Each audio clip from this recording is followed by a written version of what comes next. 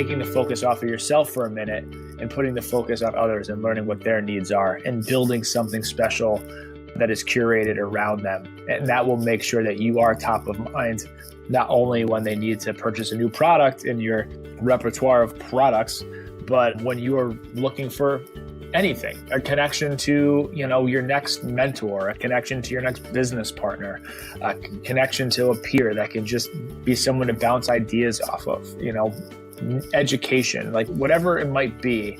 Brands are in a great position right now to create community if they're willing to take the time to learn what it is outside of their products and services that those customers want and curate something really special that feels more impactful than what they're getting out there on the, open web right now.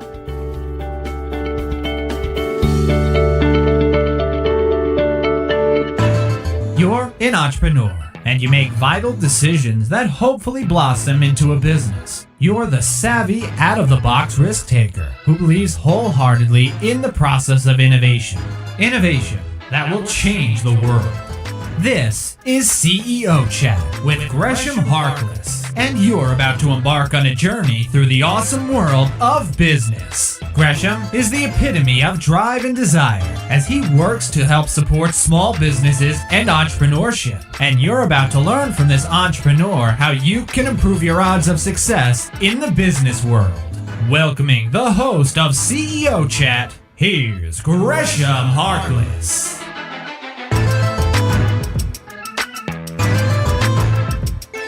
Hello. This is Gresham Harkless from CEO Chat, powered by CBNation.co and Blue 16 Media, your choice for all your web design, SEO, and digital marketing needs. And this was an awesome chat with Ryan Paul. Ryan is the co-founder and COO of Community Co.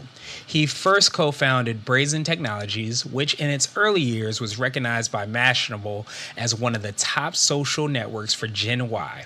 Ryan then went on to co-found Young Entrepreneurials Council in 2010. He is the author of Superconnector, Stop Networking and Start Building Business Relationships That Matter. So during the chat, we spoke about his background, his book, the importance of building a community, and exactly how we can be super connectors in our life, in our jobs, and in our overall relationships and our lifestyle. So this was a phenomenal chat. So what I want you to do is sit back and enjoy this CEO chat with Ryan Paul. All right, Ryan, are you still there with me? I'm here.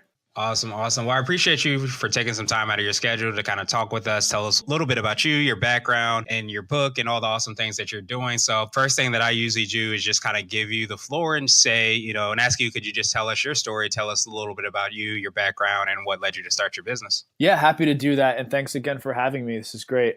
I have been a community builder all my life. Since I graduated college, I've always been drawn to jobs and careers that help me be in the driver's seat of connecting others and helping others find success in whatever drives them in their life. So that has led me to co-found the Community Company, which is really 10 plus years of experience building community wrapped into a business that my partner Scott and I have established to help others do the same. We focus on building community as a service programs and contributor network programs that help businesses increase the lifetime value, engagement, and retention of the people that matter most to them.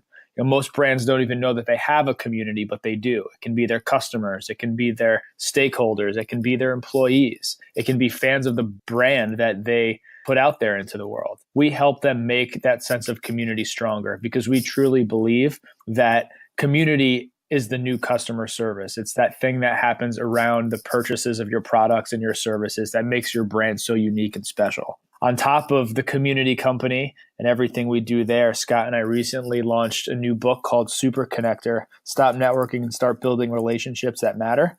And the purpose of this book was really to help people who have been struggling with the old-fashioned networking terminology, and I'm using air quotes even though you can't see it, and get them to adopt something that's more meaningful and impactful in their life, relationship building.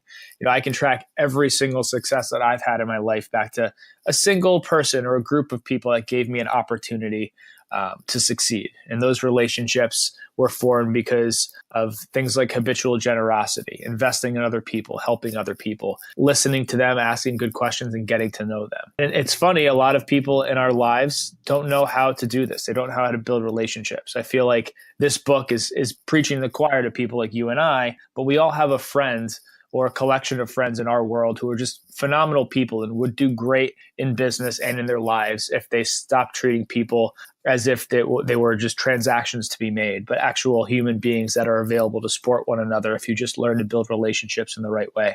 That is at the foundation of what Superconnector is all about. And that's who I hope will go out, buy this book and read it and, apply some of the things they learned in their own life. Awesome.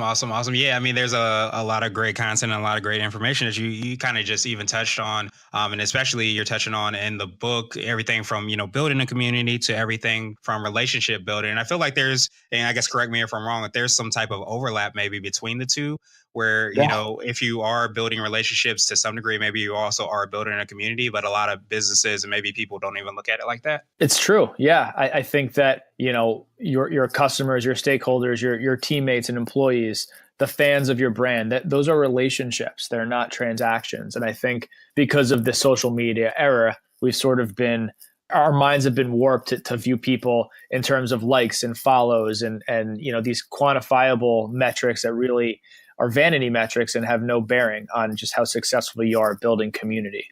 Real relationships take real time, and building community takes real time. But the people that do it best are the people who aren't looking at the vanity metrics. They're looking at the connections that are being made, the systematic approach they're taking to reaching out and getting to know the right people, not just any people, and how they put that together in a meaningful way to make community something special that, those people just after they become a part of it, don't want to live without. That makes perfect sense. Yeah, whether we know it or not, we're a part of a community. And like you mentioned, even brands and companies may not perceive themselves or perceive their clients as communities, but whether you know it or not, you're in a community. So it's awesome that you guys are kind of focusing on, building that, but also helping others build that, but even more empowering others to learn how to do that. So I think that's pretty cool. Thank you.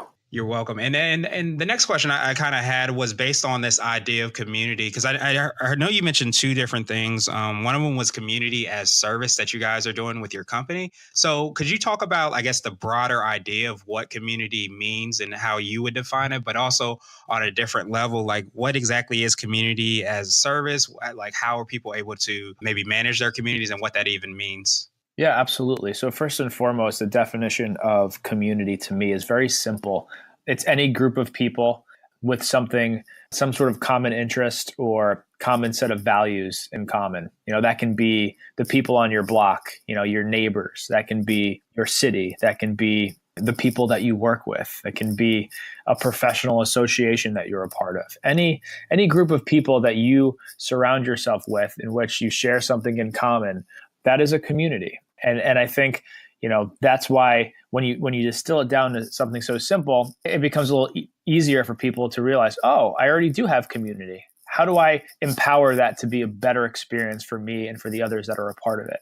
And how we do that personally is just through something we call community as a service. And really what that means to us is just it's the collective of portfolio of things that we do for our customers and our partners, our proprietary technology, our systems, our processes, our human experience driven by the great people that work for us.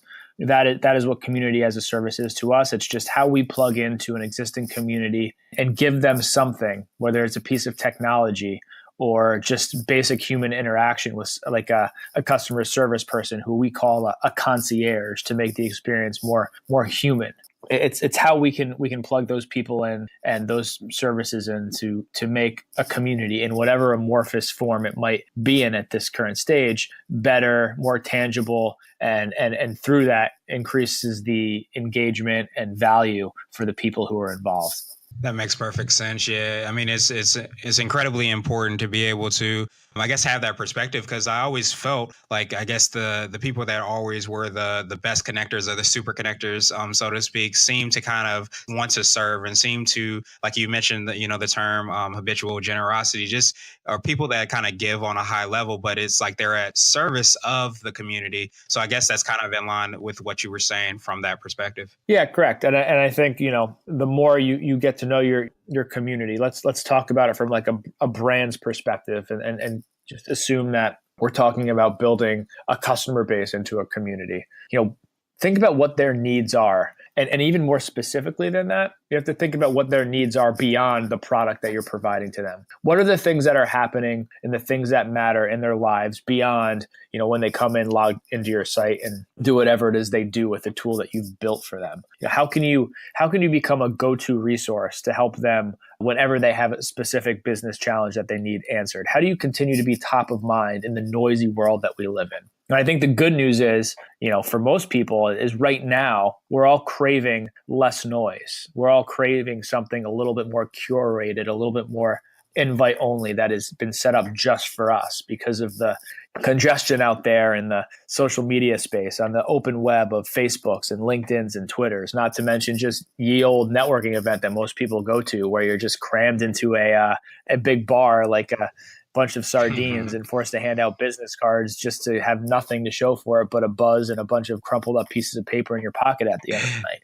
Exactly. So it really is just about taking a step back, taking the focus off of yourself for a minute and putting the focus on others and learning what their needs are and building something special that is curated around them. And that will make sure that you are top of mind, not only when they need to purchase a new product in your repertoire of products, but when you are, looking for anything, a connection to, your next mentor, a connection to your next business partner, a connection to a peer that can just, be someone to bounce ideas off of, education, like whatever it might be. Brands are in a great position right now to create community if they're willing to take the time to learn what it is outside of their products and services that those customers want, and curate something really special that feels more impactful than what they're getting out there on the open web right now. Yeah, that makes perfect sense. And I mean, those are some great points, definitely for brands that want to try to adopt, building a community, or maybe I should say even refining the community, because they're probably already a part of a community and have a community that they're building upon. But, definitely a great point as far as, thinking beyond, what your services are, to really understand exactly like what those people need. And I find that especially in this day and age, like with kind of the niches or niche audiences that are blossoming up, if you're kind of dialed into exactly like what that community needs, you're able to provide them the services because you're so aligned with whatever they might need that you're able to kind of provide that solution to their problems, which is ultimately what they're kind of looking for. That's right. It's good to be top of minds. And the more you can do in between, the products and the services that your customers will buy to support them, just out of goodwill and generosity, the more likely they're going to come back to you and spend more money later on. And that drastically supports the bottom line of the business. Right. That makes perfect sense. So obviously, with a company, the community company, so obviously you probably have a lot of insight on, maybe best practices or things that you've seen that, maybe brands, large brands, maybe even smaller brands have done to kind of be successful in terms of building community. Could you give us some maybe tips or advice on ways that you've seen that people have been able to do that successfully? Yeah, sure. I think one really solid strategy that I see a lot of good brands doing, which every brand does, but most brands do it terribly, is really honing in on how they onboard people to their platform or to their community. And it starts with asking good questions, not just, asking for their credit card information and their contact information, but asking meaningful questions that'll help you support them beyond just the, product and service that they're buying today.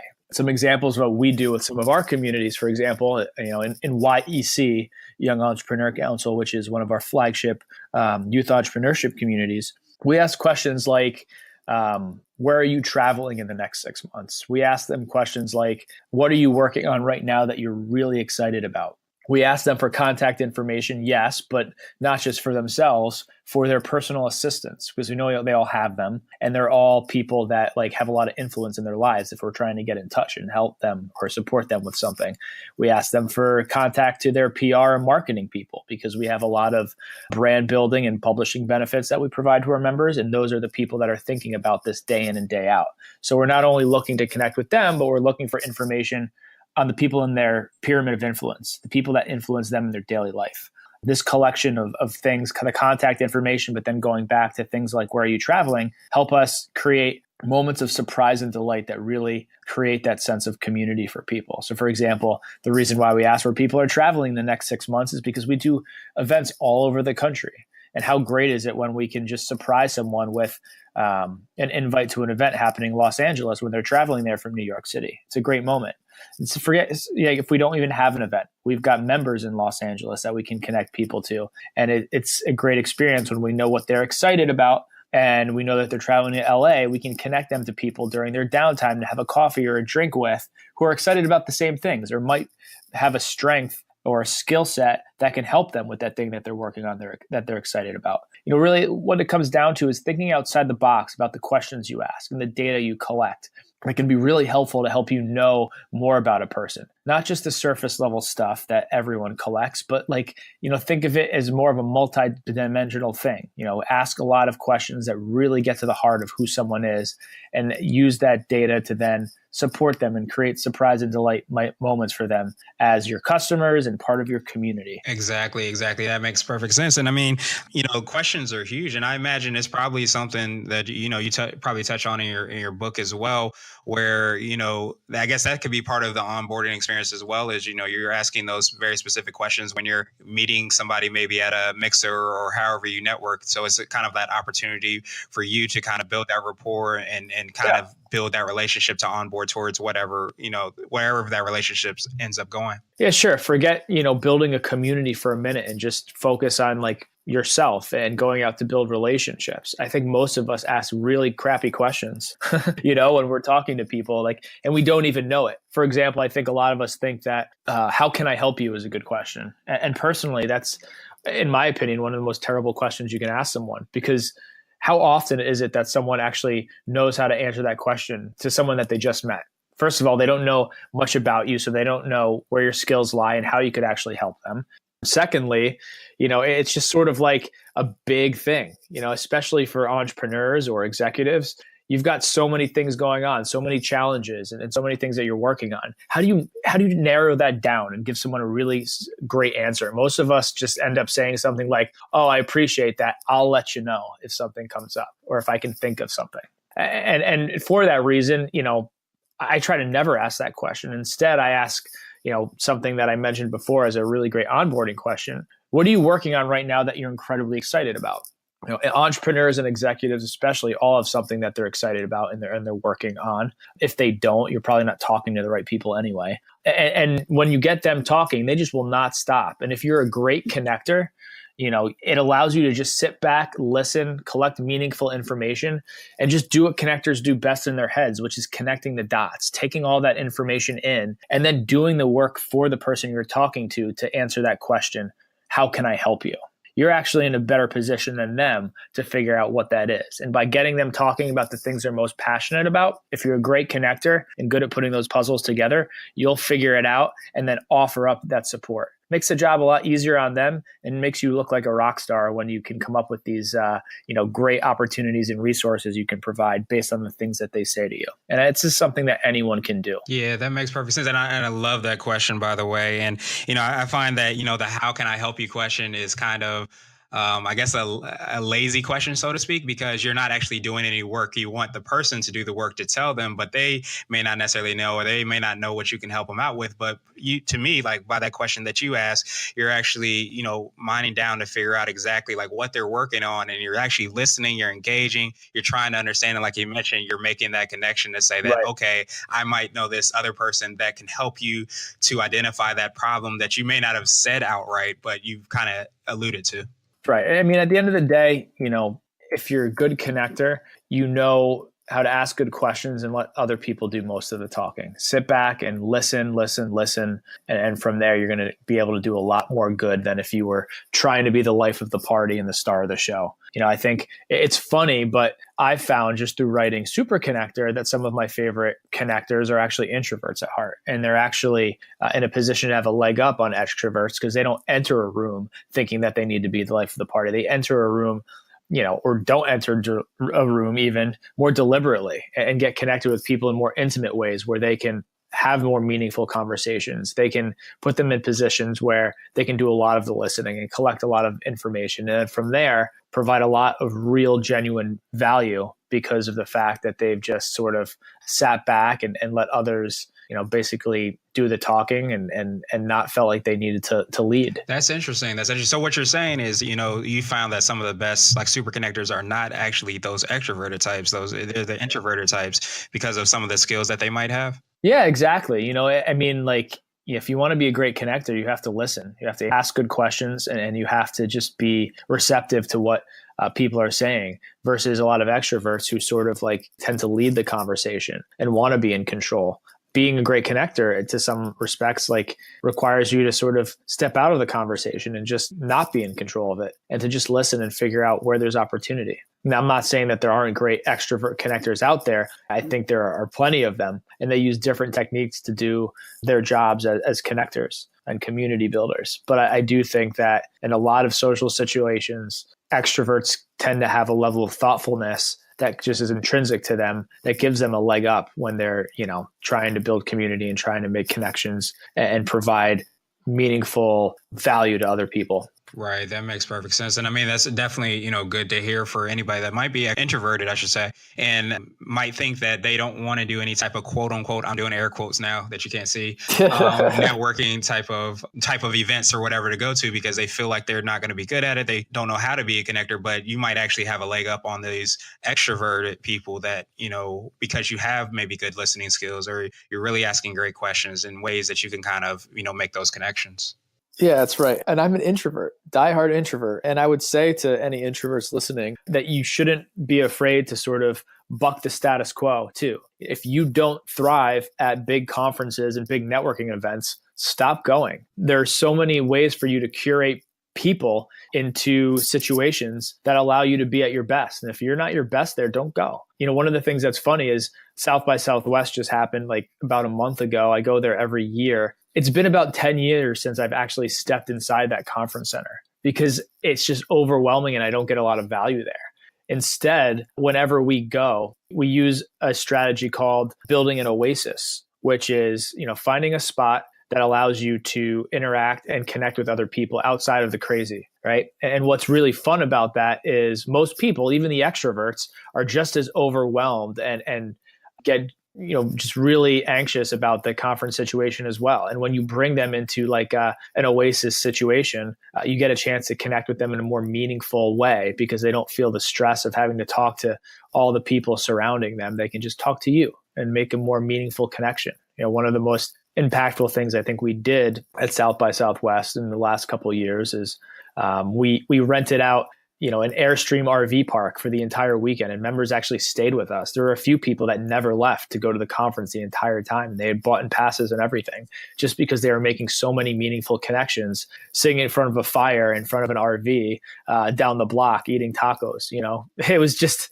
it's amazing like how much, great connections can be made when you get out of like that focal point of where you think you should be. Yeah, that's a really great point. I love the idea of building in an oasis. Because a lot of times, you kind of forget, whether you're going to, South by Southwest or you're going to another big conference and you're trying to figure out how am I going to meet these 5,000 people that are probably at this conference. But in reality, you're going in there to probably build meaningful connections. So if you take that mindset where you kind of understand that and you're not saying, how can I meet 5,000 people, but how can I meet 5 or 10 people that are really, really awesome that I want to build relationships with that could change my life in the next 5 or 10 years. That's kind of something that's more manageable, but also it hits the goal that you ultimately had, but you just kind of got lost in it. That's right. I mean, it only takes a couple real meaningful relationships to change your life. And usually those relationships, again, take real time to create, and not just at the event, but after the event, maybe for months, even years before there's any yield from that relationship.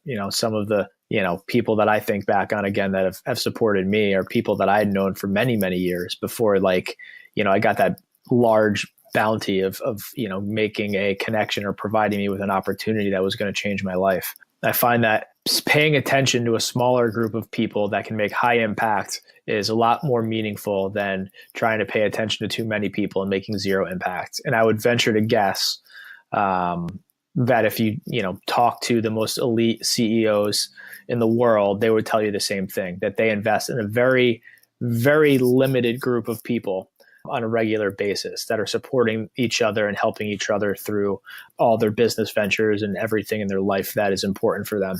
Yeah, that makes sense. And, I always hear it's the idea of kind of like the 80-20 rule, I guess, where you realize that if you put 20% of your efforts in a certain place, it'll give you 80% of the results. So it kind of sounds like you found the exact same thing related to networking, related to building relationships and being a connector. Correct. Yeah, absolutely. Okay, cool. So I know those people that might be, and I know you kind of touched on it, that might be extroverted, might wonder how do I dial it back, or what things can I do to kind of implement to be a better connector? What kind of tips or tidbits or tools of the trade would you give to those people? I mean, is it bad advice to just tell people to shut up sometimes? I mean that some people know. It really can be that simple. And I think coming at it from an introvert's perspective is hard.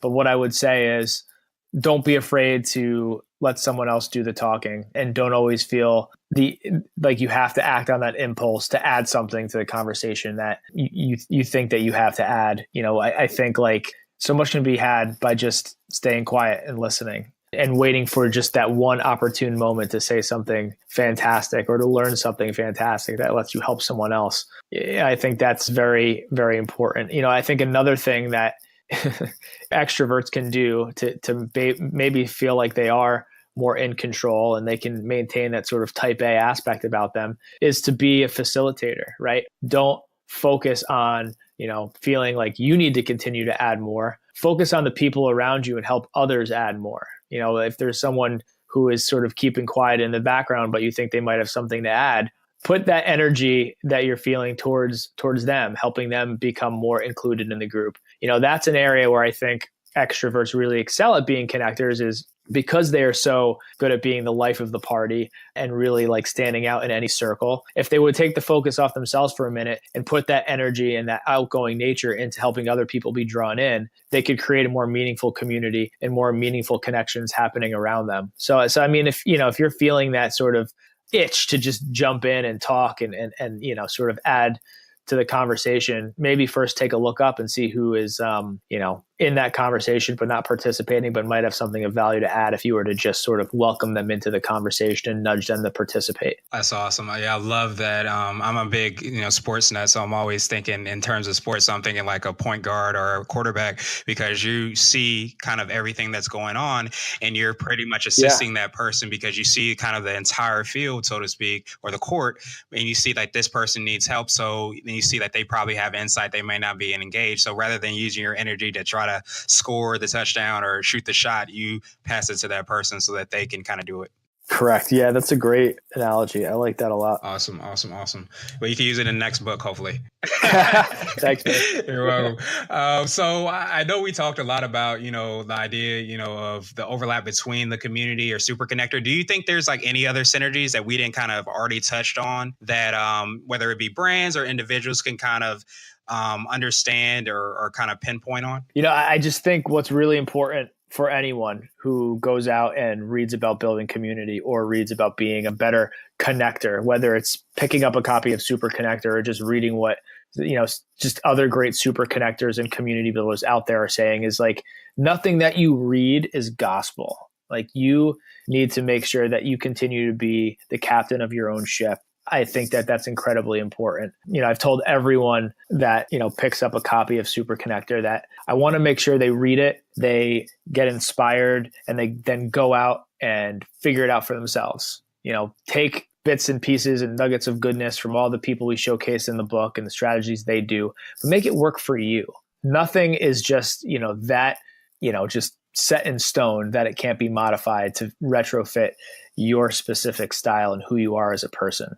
And really that all starts with having really strong self-awareness about who you are And if you're building a community, having awareness about who your community is and building systems and processes and strategies around that suit their needs or to suit your needs if it's really more of an individual relationship building effort. Everything in Superconnector starts with understanding yourself, because until you understand yourself, you can't begin to pick and choose which strategies are going to work for you, and you will flounder. So before you even decide to go into the depths of Superconnector or go out and read and learn from other great connectors and community builders, get to know yourself.